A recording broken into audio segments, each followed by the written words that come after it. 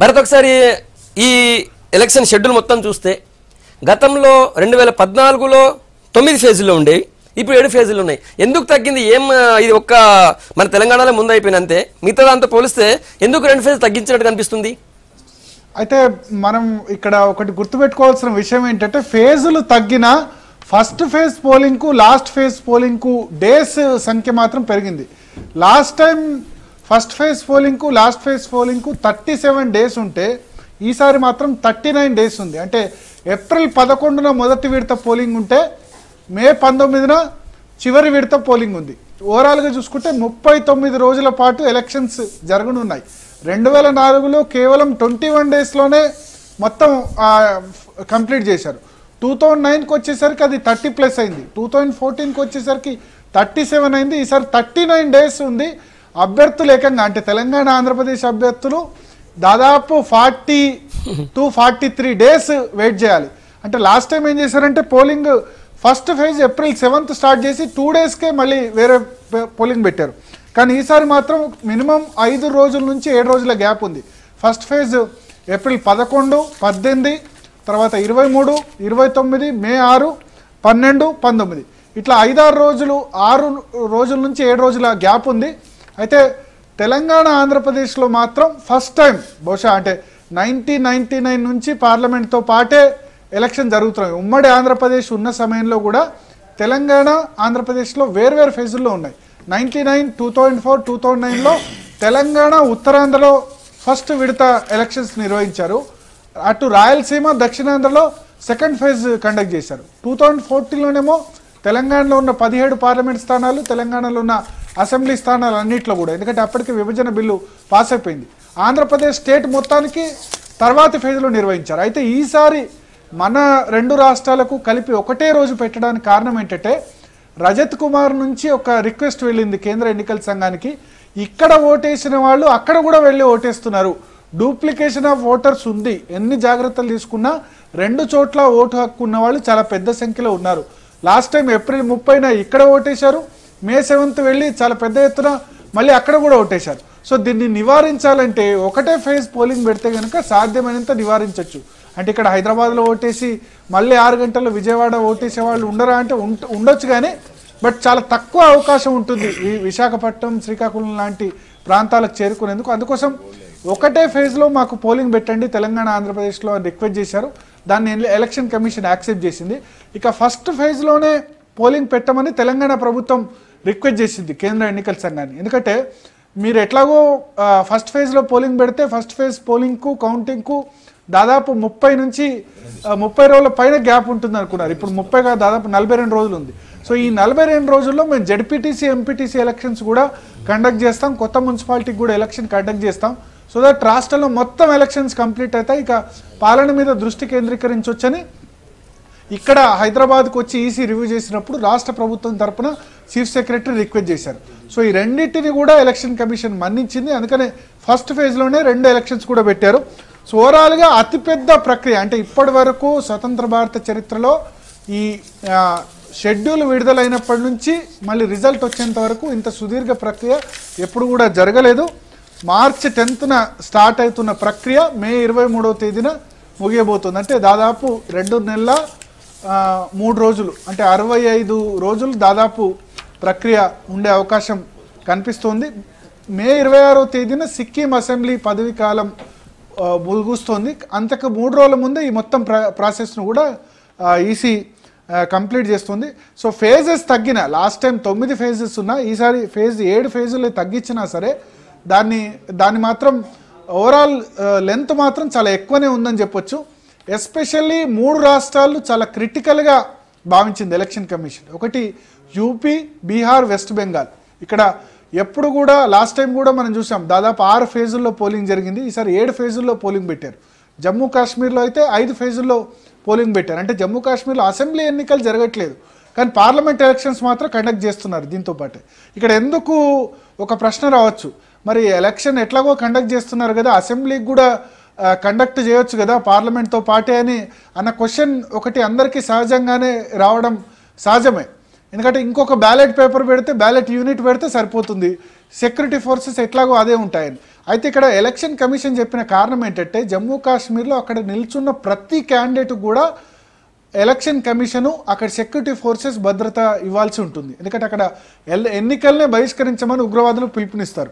So ప్రతి క్యాండిడేట్కు parliament candidate కంటే ఇవ్వచ్చు. 6 పార్లమెంట్ నియోజకవర్గాలు మాత్రమే ఉన్నాయి. మా అంటే ఒక 100 మంది నిల్చున్నా 100 మందికి సెక్యూరిటీ ప్రొవైడ్ చేయొచ్చు. కానీ అసెంబ్లీ పరంగా చూసుకుంటే 87 అసెంబ్లీ ఉన్నాయి. 87 అసెంబ్లీ అంటే దాదాపు 500-600 మందికి పైగా సెక్యూరిటీ ప్రొవైడ్ చేయాల్సి ఉంటుంది. వాళ్ళకి ఇళ్లలో ఆఫీసులో ప్రొవైడ్ చేయాల్సి ఉంటుంది. కాబట్టి ఎస్పెషల్లీ మిగతా చోట్ల ఈ సౌలభ్యం లేదు, కానీ జమ్మూ కాశ్మీర్లో మాత్రం కంటెస్ట్ చేసే వాళ్లకు ప్రతి ఒక్కరికి కూడా గన్మెన్లు సెక్యూరిటీ ప్రొవైడ్ చేయాల్సిన బాధ్యత ఎలక్షన్ కమిషన్ది, అక్కడ భద్రతా బలగాలది. ఎందుకంటే వాళ్ళు ఎన్నికల్ని విచ్ఛిన్నం చేసే ఉద్దేశంతో టెర్రరిస్టులు క్యాండిడేట్ల మీద కూడా దాడుల్లోకి దిగుతారు. అందుకని అసెంబ్లీ ఎన్నికలకు ఈ బలగాలు సరిపోవని భావించి కేంద్ర ఎన్నికల సంఘం ఎలక్షన్ జమ్మూ కాశ్మీర్ అసెంబ్లీకి మాత్రం పెట్టట్లేదు. ఎక్స్ట్రాడినరీ సర్కమ్స్టెన్సెస్లో తీసుకుంది. పుల్వామా ఘటన కానీ లేదా పాకిస్తాన్తో ఉద్రిక్తతల దృష్టి కానీ ఈ నిర్ణయం తీసుకున్నట్లు మనకు కనబడుతుంది సంగతి. రైట్ భరత్, ఇంకొకటి ఇంతకుముందు చీఫ్ ఎలక్షన్ కమిషన్ కూడా ఒక అమ్మాయి అడిగింది, ఒక రిపోర్టర్ అడిగారు, కర్ణాటకలో ఎందుకు పెట్టారు, గతంలో అంతకంటే ఎక్కువ సీట్లు ఉన్న వాటిని కూడా ఒకటేసారి పెట్టారు, మరి కర్ణాటకలో ఎందుకు 2 దఫాలుగా పెడుతున్నారని చెప్పి. దానికి ఎలక్షన్ కమిషన్ కరెక్ట్ ఆన్సర్ ఇచ్చినట్టు అనిపించలేదు నాకు. అంటే మనం లాస్ట్ టైం ఒకటి గుర్తుంచుకోవాలి. లాస్ట్ టైం ఏంటంటే సౌత్లో పోలింగ్ ఒక్కో ఫేజ్లో ఒక్కో జరిగింది. ఫస్ట్ కేరళలో జరిగింది, ఆ తర్వాత కర్ణాటక నుంచి తెలంగాణ తర్వాత ఆంధ్ర, లాస్ట్ తమిళనాడు పుదుచ్చేరితో కంప్లీట్ అయింది. అంటే దాదాపు 9 ఫేజులు ఉంటే 4th ఫేజ్ నుంచి సౌత్లో పోలింగ్ ప్రారంభమై 9th ఫేజ్ వరకు కంప్లీట్ అయింది. అయితే ఈసారి సౌత్లో పోలింగ్ను 23rd వరకే మొత్తం పోలింగ్ కంప్లీట్ అవుతుంది. 11th రోజు ఆంధ్రప్రదేశ్ తెలంగాణ ఉంది, 18th రోజు తమిళనాడు ఉంది, 18th రోజే కర్ణాటక ఉంది, 23rd రోజు ఇంకా పోలింగ్ ఉంది. అదేవిధంగా కేరళ కూడా 23rd కంప్లీట్ చేస్తున్నారు. సో సౌత్లో ఉన్న బలగాల్ని మొత్తం కూడా, ఎందుకంటే సెక్యూరిటీ ఫోర్సెస్ అన్నది చాలా ఇంపార్టెంట్. ఇప్పుడు అదే సెక్యూరిటీ ఫోర్స్ సిఆర్పిఎఫ్ జవాన్లు దేశమంతా తిరిగి డ్యూటీ చేయాల్సి ఉంటుంది. సో 23rd వరకు మొత్తం సౌత్ కంప్లీట్ చేసుకొని వేరే ప్రాంతాలకు అదే సెక్యూరిటీ సిఆర్పిఎఫ్ జవాన్లు ట్రావెల్ చేయాల్సి ఉంటుంది. వాళ్ళంతా సిఆర్పిఎఫ్ జవాన్లు ట్రైన్లలో తర్వాత ఇతర వాహనాల్లో వెళ్లాల్సి ఉంటుంది. కాబట్టి ఎలక్షన్ కమిషన్ ఈ అన్ని అంశాలు పరిగణలోకి తీసుకున్న తర్వాత కర్ణాటకలో ఒకటే ఫేజ్లో పోలింగ్ జరిపితే కనుక ఇది సాధ్యపడదు. లాస్ట్ టైం ఒకటే విడతలో జరిగింది, బట్ ఇక్కడ తెలంగాణ ఆంధ్రప్రదేశ్లో ఒకటే విడతలో జరుపుతున్నారు. అదే సమయంలో తమిళనాడు కర్ణాటకలో కూడా 18th రోజు పోలింగ్ ఉంది. సో అది సాధ్యపడదని భావించి బహుశా కర్ణాటక 2 ఫేజెస్లో పెట్టి ఉంటారు. మిగతా సౌత్లో అన్ని రాష్ట్రాల్లో తమిళనాడులో ఒకటే ఫేజ్లో ఉంది, కేరళలో ఒకటే ఫేజ్లో ఉంది, పుదుచ్చేరిలో ఒకటే ఫేజు, తెలంగాణ ఆంధ్రప్రదేశ్లో కూడా ఒకటే ఫేజెస్లో నిర్వహిస్తున్నారు. బహుశా కర్ణాటకలో పెట్టడానికి ఫోర్సెస్ సరిపోకపోవడం అదే రోజు తమిళనాడులో కూడా ఉంది కాబట్టి కొంత అడ్జస్ట్ కోసం బహుశా వాళ్ళు 2 విడతల్లో పోలింగ్ పెట్టి ఉంటారని మనం భావించవచ్చు. కానీ భరత్, ఈసారి మొత్తం షెడ్యూల్ చూస్తే మీకు అనిపించలేదు మా ఎలక్షన్ కమిషన్ ఒక పెద్ద సాహసం చేసింది. ఫస్ట్ ఫేజ్లో 20 రాష్ట్రాల్లో ఎలక్షన్ పెడుతుంది. అందులో ఒకటేసారి ఎలక్షన్ ముగించే 17 రాష్ట్రాలకు సంబంధించి ఎలక్షన్ ఒకటే ఫేజ్లో ఫస్ట్ ఫేజ్లో ముగిసిపోతుంది. తర్వాత 5 యూనియన్ టెరిటరీస్ ఉన్నాయి. సో 17 రాష్ట్రాలు 5 యూనియన్ టెరిటరీస్ ఫస్ట్ ఫేజ్లోనే ముగిసిపోతున్నాయి. సో ఇది పెద్ద సాహసం కదా ఎలక్షన్ కమిషన్కి ఇది.